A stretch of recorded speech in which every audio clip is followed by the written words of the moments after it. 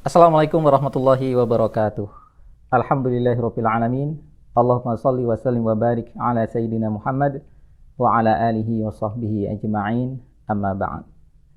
Alhamdulillah, segala puji kita haturkan kehadirat Allah Subhanahu wa taala yang masih memberi kita umur yang panjang sehingga kita masih bisa menikmati keberkahan bulan Ramadan. Salawat dan salam semoga selalu terlimpah kepada kekasih kita, suri teladan kita, Rasulullah Muhammad sallallahu alaihi wasallam. Para pemirsa, saudara-saudaraku yang dirahmati oleh Allah, di tengah aktivitas ibadah di bulan Ramadan ini, pada hari ini, pada pagi hari ini, kita akan membicarakan sebuah tema yang sangat penting, yakni tentang loyalitas di dalam Islam.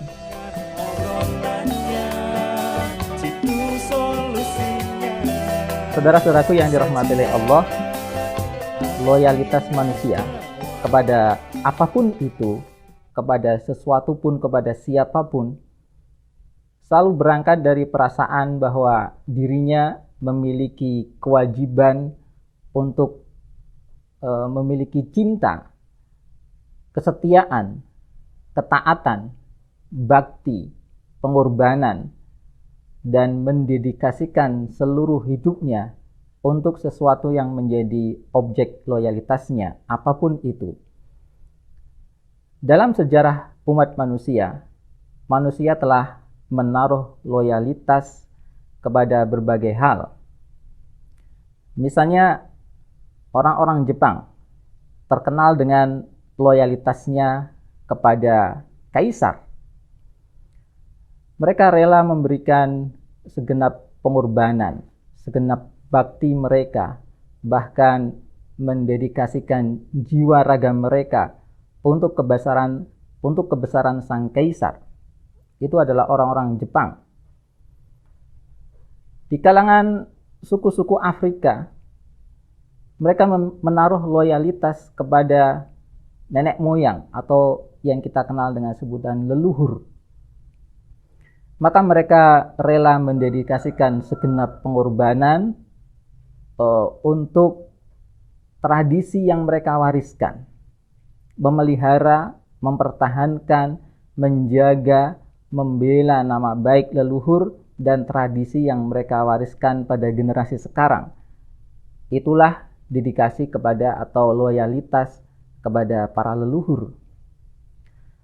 Di antara manusia juga banyak yang mengatakan bahwa mereka menaruh loyalitas kepada sepetak tanah yang mereka sebut sebagai homeland atau motherland atau tanah air atau waton. Mereka rela berperang, mereka rela bertaruh nyawa, menyumbangkan harta demi kehormatan apa yang mereka sebut sebagai tanah air itu.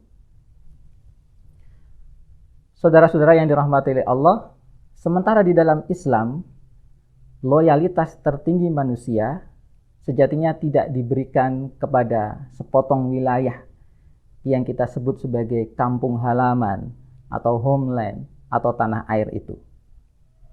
Sebab seandainya loyalitas itu harus kita berikan kepada kampung halaman, kepada tanah kelahiran, niscaya Rasulullah Shallallahu Alaihi Wasallam dan para sahabat Ridwanullah alaihim yang ada di kota Makkah itu tidak pernah hijrah ke kota Madinah atau ke kota Yathrib. Kita tahu bahwa mereka adalah orang-orang yang meninggalkan tanah kelahiran untuk kemudian hijrah, hidup di tanah kelahiran orang lain. Bahkan mereka meninggal di tanah kelahiran orang lain, yakni Yathrib. Padahal mereka adalah orang-orang Quraisy yang lahir dan besar di kota Makkah. Sebaliknya, Islam justru mencela sikap enggan berhijrah kala itu. Jadi Allah Subhanahu wa taala memerintahkan kepada orang-orang yang beriman untuk hijrah dari kota Makkah, karena kota ini telah memberikan tekanan yang sangat serius terhadap Islam, sehingga orang Muslim tidak bisa dengan bebas menyatakan keimanannya tidak bisa dengan bebas melaksanakan syiar-syiar Islam yang diwajibkan oleh Allah Subhanahu wa taala, maka kemudian Allah Subhanahu wa taala mewajibkan kepada mereka untuk hijrah, kecuali bagi orang-orang yang benar-benar tidak mampu, seperti orang-orang tua yang tidak memiliki pendamping, orang-orang yang cacat, orang-orang yang buta. Itu memang kemudian dibebaskan dari kewajiban hijrah dari kota Makkah. Akan tetapi ada beberapa orang yang enggan untuk berhijrah. Mereka mengaku beriman ketika ditanyai oleh malaikat, mereka mengaku beriman. Akan tetapi mereka enggan untuk berhijrah, pindah dari kota Makkah menuju Madinah.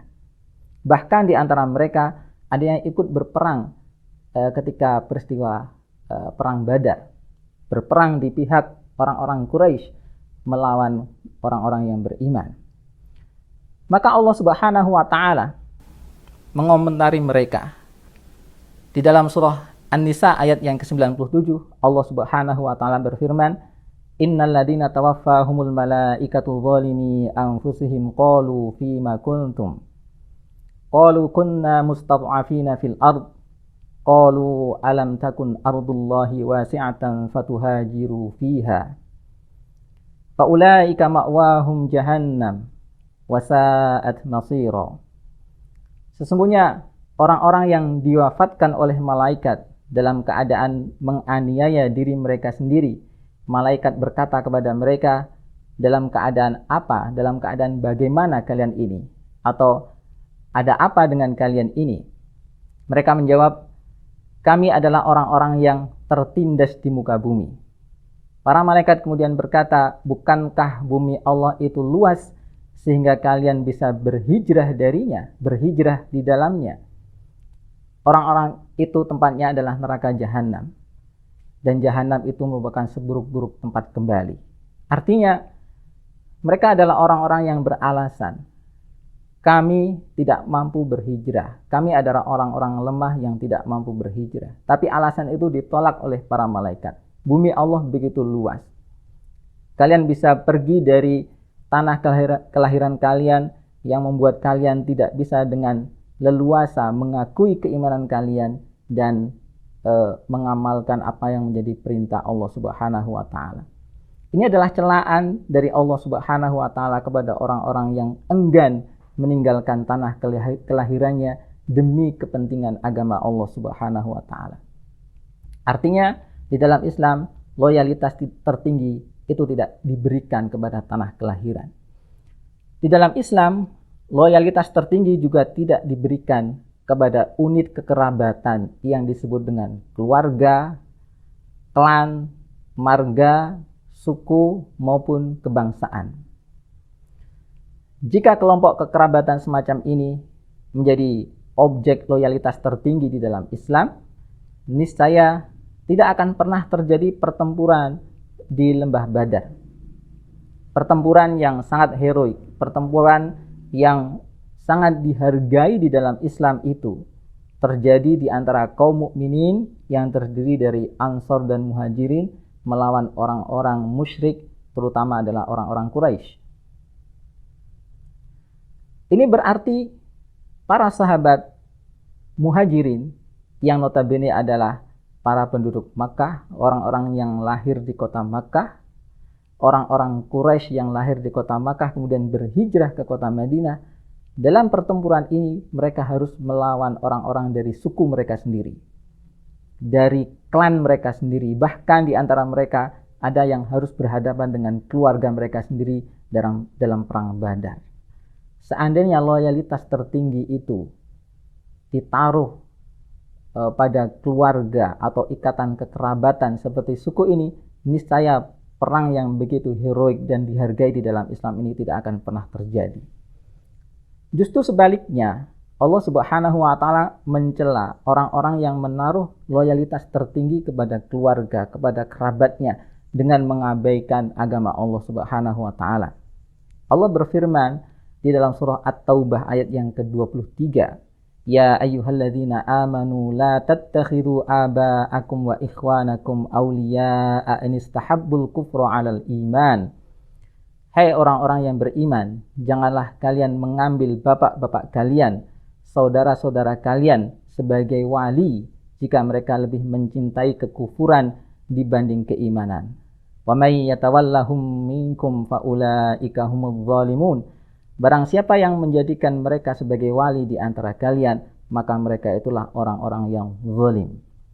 Artinya, Islam menuntut kita untuk mampu mendudukkan keluarga, kerabat secara proporsional. Memang ada perintah untuk menjalin kekerabatan, akan tetapi yang nomor satu adalah tetap keimanan, bukan ikatan kekerabatan.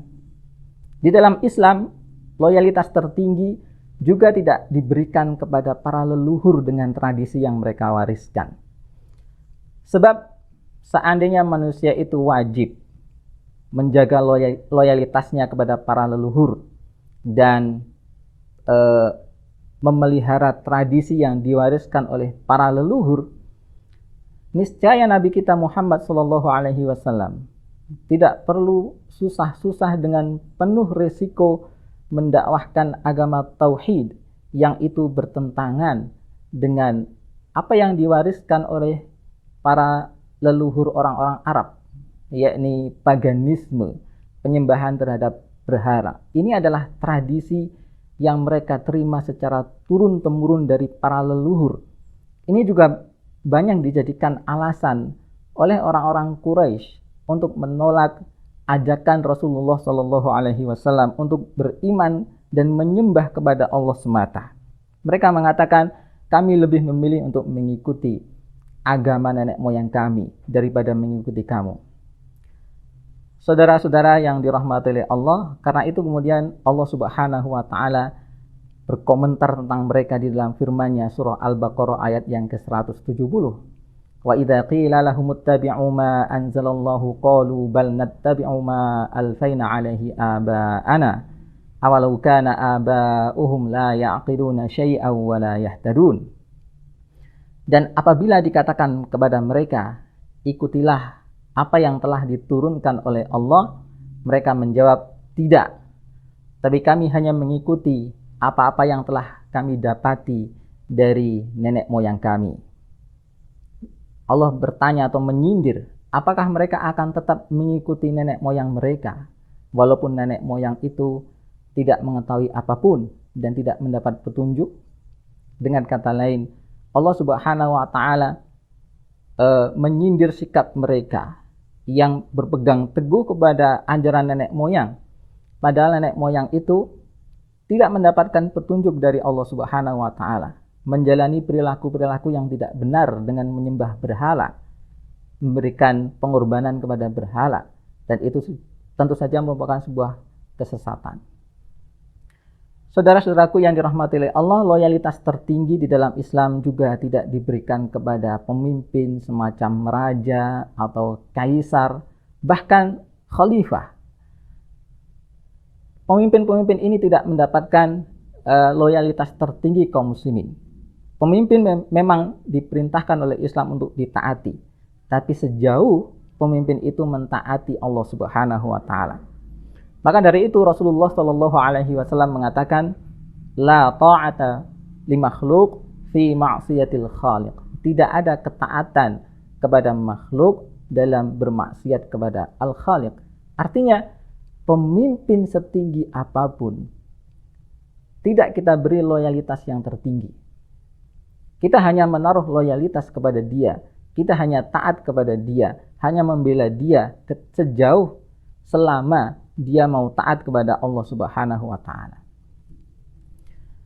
Saudara-saudaraku yang dirahmati oleh Allah, dalam Islam loyalitas, kesetiaan, pengorbanan, dedikasi, ketaatan, itu semuanya hanya dipersembahkan kepada dia yang menghidupkan dan mematikan manusia, kepada dia yang telah memberikan rizki dan menciptakan alam semesta untuk kehidupan umat manusia. Manusia wajib memberikan loyalitas kepadanya, karena dialah yang memberi petunjuk, yang memberi perintah dan larangan. Dialah yang akan membangkitkan manusia setelah mati, yang akan menilai seluruh amal perbuatan manusia, dan dialah satu-satunya zat yang menguasai hari pembalasan. Dia pula satu-satunya zat yang maha tahu, mengetahui segala-galanya, bahkan yang tidak diketahui oleh para makhluknya. Dia pula yang maha bijaksana dalam segala keputusannya. Dia yang maha benar dalam segala firman-Nya, maha kuasa dalam segala hal yang Dia kehendaki. Dialah Allah Subhanahu wa Ta'ala. Allah Sang Maha Pencipta, Sang Maha Pengatur, yang memerintahkan kepada hambanya untuk berikrar. Qul inna salati wa nusuki wa mahyaya wa mamati lillahi rabbil alamin. Katakanlah perintah ini kepada Nabi Muhammad SAW. Tapi perintah kepada beliau juga merupakan perintah kepada kita sejauh tidak ada dalil yang mengkhususkan. Allah memerintahkan, qul katakanlah, inna salati, sesungguhnya salatku, wa nusuki, dan kurbanku atau ibadahku, wa mahyaya, dan hidupku, wa mamati, dan matiku, lillahi rabbil alamin, hanya untuk Allah, Rabb semesta alam. Ini adalah ayat yang memerintahkan kita untuk meletakkan loyalitas tertinggi semata-mata bagi Allah Subhanahu wa Ta'ala, bukan bagi manusia manapun, bukan bagi pemimpin manapun, bukan kepada sepetak tanah yang kita sebut sebagai tanah air, bukan pula kepada leluhur, bukan pula kepada sembarang pemimpin. Tapi loyalitas itu diberikan kepada Allah Subhanahu wa Ta'ala yang telah menciptakan kita, memberi kita petunjuk, memberi kita misi untuk taat kepadanya di dunia ini, dan nanti Dia akan membangkitkan kita, meminta kita pertanggungjawaban atas segala sesuatu yang telah kita kerjakan, dan kemudian membalas segala sesuatu yang kita kerjakan itu berdasarkan ukuran kesesuaiannya dengan perintah dan larangan yang telah Dia turunkan kepada kita. Oleh karena itu, wahai saudaraku semua yang dirahmati oleh Allah, marilah kita berikan dedikasi, kesetiaan, pengabdian, pengorbanan kita yang tertinggi ini hanya kepada Allah Subhanahu wa Ta'ala, yang kemudian kita buktikan dengan pengabdian kita kepada Islam, menjadi pembela kepentingan Islam yang berjuang agar Islam dapat tegak, agar hukum-hukumnya, agar syariatnya dapat diterapkan secara baik dalam kehidupan umat manusia, agar agama yang diturunkan oleh Allah ini menjulang tinggi, menang di atas segala din yang ada yang dipeluk oleh umat manusia. Demikian, kurang lebihnya mohon maaf. Assalamualaikum warahmatullahi wabarakatuh.